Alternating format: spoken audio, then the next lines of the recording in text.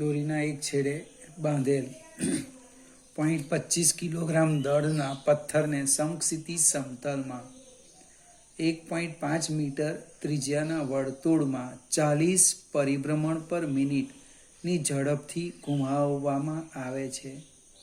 દોરીમાં તણાવ કેટલું હશે? જો દોરી મહત્તમ 200 ન્યૂટનનું તણાવ ખમી શકે તેમ હોત તો તેમાં કેટલી મહત્તમ ઝડપથી પથ્થરને ઘુમાવી શકાય? એક સરસ એક્ઝામ્પલ છે, સ્વાધ્યાયનો 21મો એક્ઝામ્પલ. આ એક કેન્દ્ર લઈએ અને પેલો દોરી છે, આમ પથ્થર ગોળ ગોળ ગોળ ફરતો છે. આ ત્રિજ્યા આર છે. પથ્થરનું દળ આપ્યું છે 0.25 કિલોગ્રામ. ત્રિજ્યા આપી છે માર્ગની 1.5 મીટર. ત્યાર પછી જે આપ્યું છે એ ઓલરેડી 7મા કે 8મા ચેપ્ટરમાં આવે છે, શીખવાનું. કોણીય ઝડપ છે ઓમેગા. 40 પરિભ્રમણ પર મિનિટ. તમે ભ્રમણ કરતી કોઈ પણ ઇલેક્ટ્રોનિક્સ વસ્તુની ખરીદી કરો તો તેની પર એકમ આ જ હોય, પરિભ્રમણ પર મિનિટ. પંખો લેવ, ઘરઘંટી લેવ, વોશિંગ મશીન લેવ, મિક્સર મશીન લેવ, જે ગોળ ગોળ ફરે એમાં એક લખેલું હોય રોટેશન પર મિનિટ. અને રોટેશન પર મિનિટ, રિવોલ્યુશન પર મિનિટ, આવું લખે. હવે આપણી પાસે પરિભ્રમણ કે મિનિટ એ કોઈક એસઆઈ પદ્ધતિનો એકમ નથી, એટલે એની જે કોણીય ઝડપ છે, કોણીય ઝડપ ઓમેગા, એ આમ લખાશે 40. એક પરિભ્રમણ એટલે 2 પાઈ રેડિયન. તમે અહીંથી શરૂ કરો ને પાછા અહીંયા આવો એટલે એક પરિભ્રમણ થયું. કેટલું કોણીય સ્થળાંતર થયું? 2 પાઈ રેડિયન. 1 મિનિટની 60 સેકન્ડ. સાદુરૂપ શક્ય એટલું આપીએ તો 0 0 નીકળી જાય, 2 છે એટલે 3 આવશે, એટલે 4 પાઈ બાય 3 રેડિયન પર સેકન્ડ. ત્યાર પછી તણાવ બળ ટી શોધવા કીધું છે. અને એક બીજો છે, જો દોરીમાં મહત્તમ તણાવ બળ ટી મેક્સિમમ 200 ન્યૂટન ખમી શકે એટલું હોય તો મહત્તમ વેગ કેટલો? હવે અહીંયા ગોળ ગોળ ફરવા માટે એને જરૂરી કેન્દ્રગામી બળ એ તણાવ બળ પૂરું પાડે. કેન્દ્રગામી બળ માટે કેન્દ્રગામી પ્રવેગ જોઈએ. એટલે પહેલાં તો રેખીય વેગ શોધવાની ટેકનિક બતાવું છું. રેખીય વેગ તો કે અંતર ભાગ્યા સમય. હવે અંતર ભાગ્યા સમય તો કે એક ભ્રમણ બને. એક ભ્રમણ પૂર્ણ કરવા માટે લાગતા સમયને શું કહેવાય? આવર્તકાળ. બીજું ચેપ્ટર આપણું. આ એક ભ્રમણ પૂર્ણ કરવા માટે લાગતા સમયને આવર્તકાળ કહેવાય, ટી.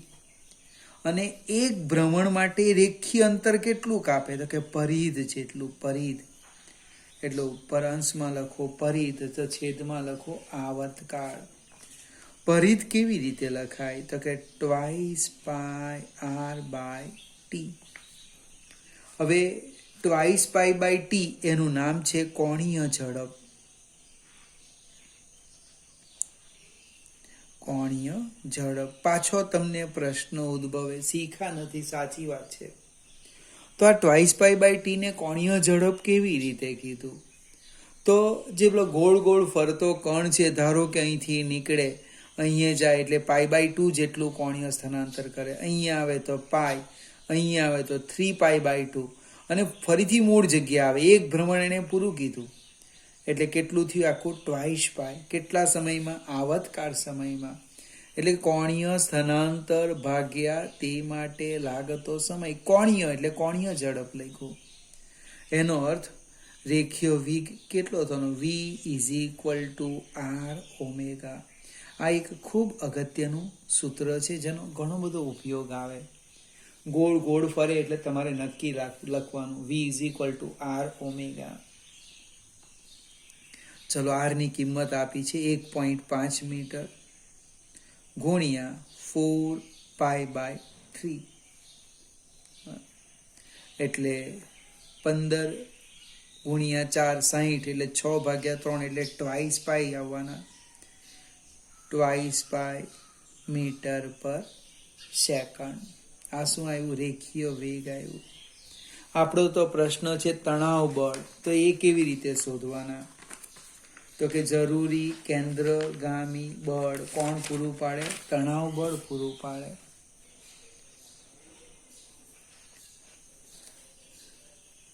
અને અહીંયા લખું છું કેન્દ્રગામી બળ બરાબર તણાવ બળ. કેન્દ્રગામી બળ mv²/r બરાબર t. મારે t શોધવાનું છે. બધી જ કિંમત આપી છે, મૂકી દઈએ. m.25 કિલોગ્રામ ગુણ્યા r 1.5 ગુણ્યા 1.5 સોરી v છે 0.25 ગુણ્યા v છે ટ્વાઇસ પાઈ એટલે કે ટ્વાઇસ પાઈ ગુણ્યા twice pi divide by 1.5 equal to t. એટલે t આવવાના. આપણે ગણતરી કરી દઈએ. 0.25 ગુણ્યા 4 ગુણ્યા 3.14 ગુણ્યા 3.14 ભાગ્યા 1.5 એટલે લગભગ 6.57 ન્યૂટન. આટલું તણાવ બળ ઉદ્ભવે. હવે બીજો પ્રશ્ન છે, જો મહત્તમ તણાવ બળ 200 ન્યૂટન ખેંચી શકતું હોય તેની રેખીય ઝડપ કેટલી? મને અથવા કોણીય ઝડપ જે માગે તે. તો બીજો પ્રશ્ન આ રીતે લખાય m v મેક્સિમમ સ્ક્વેર મહત્તમ વેગ છેદમાં r કેન્દ્રગામી બળ બરાબર t મેક્સિમમ. એટલે કે v મેક્સિમમ સ્ક્વેર બરાબર r t maximum divide by m. એટલે 1.5 ગુણ્યા 200 છેદમાં 0.25. સાદું રૂપ આપીએ આપણે લગભગ 1200 આવે. પણ શું છે? v મેક્સિમમ સ્ક્વેર એટલે કે v મેક્સિમમ બરાબર √1200. વર્ગમૂળ કેલ્ક્યુલેટર છે ઉપયોગ કરો એટલે આવી જશે જવાબ મીટર પર સેકન્ડ. હવે ધારો કે આ રીતના ફેરવતા વેગ વધી ગયો આના કરતા, તો શું થશે? દોરી તૂટી જશે. તૂટી ગયા પછી ગોળ ગોળ નહીં ફરે અને સુરેખ માર્ગ પર અને એ આગળ વધશે. 22મો દાખલો લગભગ આ જ છે. આ ચેપ્ટરનો સ્વાધ્યાયનો છેલ્લો એક્ઝામ્પલ ખૂબ મજાનો છે, એની વાત કરીએ. નંબર 23.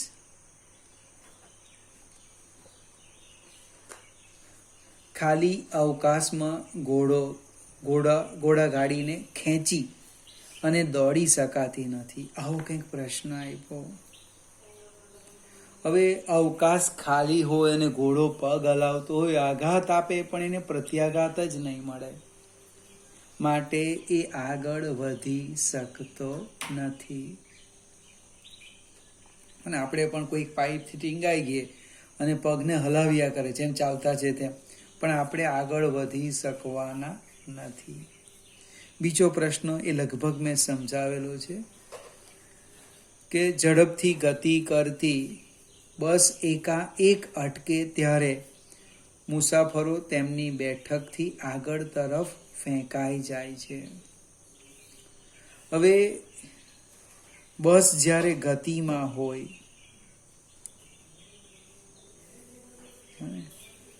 ત્યારે એની અંદર બેઠેલા મુસાફરો પણ કેવા હોય? બસના જ વેગથી ગતિમાં હોય. બસ એકાએક બ્રેક મારે બને તો જડત્વના ગુણધર્મને કારણે બસનો જે વેગ હતો બ્રેક મારવા પહેલા તે જ વેગ વ્યક્તિનો આવવાનો. એટલે વ્યક્તિ શું થાય? આગળ તરફ ધકેલાઈ જાય. બસ ઊભી હોય અને એકાએક સ્ટાર્ટ કરે તો એ વ્યક્તિ પાછળ તરફ ધકેલાય. મેં તમને સમજાવેલું. આને સમજવા માટે એક શબ્દ વાપરેલો, આભાસી બળ. મને યાદ આવે ને, આભાસી પ્રવેગ. કેમ ભાઈ? તો કે ભાઈ બળ લાગ્યા વગર સ્થિતિમાં ફેરફાર થયો તો ન્યૂટનના ગતિના પહેલા નિયમનો ભંગ કહેવાય. બને એટલે સમજવા માટે આ શબ્દ લીધેલો, આભાસી પ્રવેગ, આભાસી બળ. અને આપણે એ પ્રશ્નનો ઉકેલ મેળવતા હતા.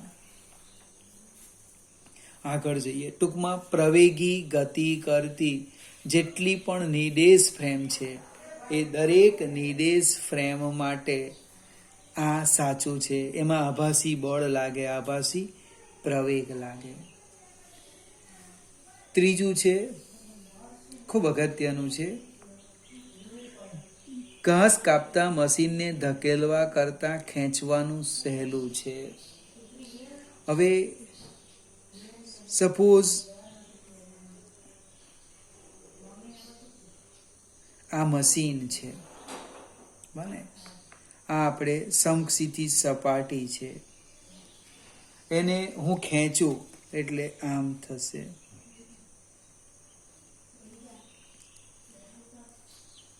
ઊંધું કરી દેમ, મશીન અહીંયા છે, બને આ સપાટી છે અને એટલા જ કોણે મેં એને ધકેલું છું. હવે જ્યારે ખેંચવામાં આવે ત્યારે પહેલું ચરણ છે અને ધકેલવામાં આવે ત્યારે ત્રીજું ચરણ છે. એટલે ફિગર શું થવાની? આમ થવાની. જો આ પહેલું ચરણ, આ દિશાનું બળ F cos થીટા, આ દિશાનું બળ F sin થીટા. અને પેલું વજન બળ તો લાગે જ. અહીંયા શું થવાનું? અહીંયા આખી સ્થિતિ બદલાવાની, ત્રીજું ચરણ થવાનું. એટલે ત્રીજું ચરણ બતાવું. આમ આ વજન બળ છે mg. આ જો થીટા તો આ થીટા થાય એટલે અહીં આવવાનું F cos થીટા અને આ દિશામાં આવવાનું F sin થીટા.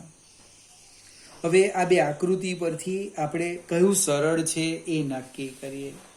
જો તમે ખેંચવામાં આવે તો આ જે શિરોલંબ દિશાનું બળ છે અહીંયા આમ થાય mg minus F sin theta. fy લખો, fy.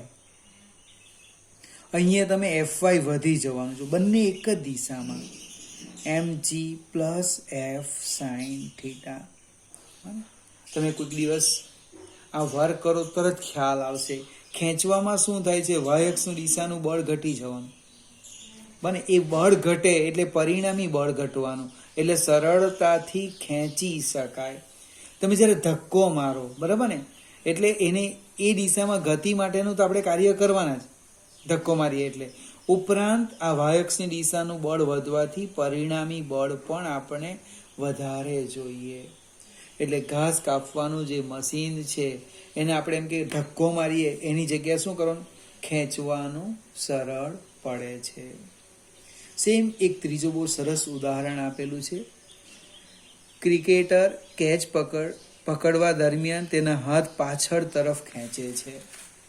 હવે એક આપણે થિયરી જોઈ ગયા, બળનો આઘાત બરાબર ડેલ્ટા પી. ક્રિકેટર કેચ પકડે અથવા શોટ મારે, બંનેની અંદર આ થિયરી એપ્લાય થાય છે. એ જેવો કેચ પકડે અને હાથ સ્થિર રાખે, બને તો એને બળ વધારે લાગે, બને એના હાથમાં તકલીફ થાય. પણ જો એ હાથને પાછળ ખેંચી લે, જેવો આ દડો આવતો હોય ને હાથમાં પકડે ને હાથને પાછળ ખેંચે, તો સંપર્ક બળ વધે. સંપર્ક બળ વધવાને કારણે શું થાય? બળનું મૂલ્ય ઘટે. કારણ શું છે? વેગમાનનો ફેરફાર ફિક્સ, એ જે વેગથી આવતો હતો બને તે જ વેગે આવવાનો અને એકદમ અટકી જવાનો, એટલે વેગમાનનો ફેરફાર અચળ છે. પ્રશ્ન રહ્યો સંપર્ક સમયનો ફેરફાર. તમે બેઠો હાથ આમ જ પકડી રાખો, આમ જ બને તો સંપર્ક સમય ખૂબ ઓછો મળે, તરત સ્થિર થઈ જવાનો.